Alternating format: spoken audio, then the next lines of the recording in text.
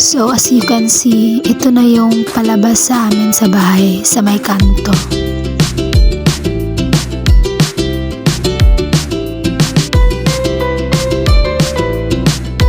So ito naman yung daan papunta sa barangay hall namin sa Lower Katinggawan. So dyan makikita mo yung sako-sakong basura na kinukuha ng mga basurero. Ito na yung barangay hall namin na nakakonect lang yung basketball court sa barangay hall namin. At ito naman yung labas ng barangay hall dito sa amin.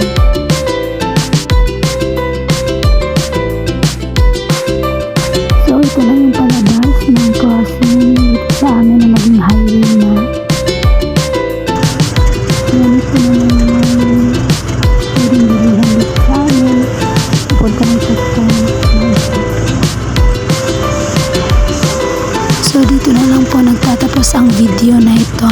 Thank you so much for watching.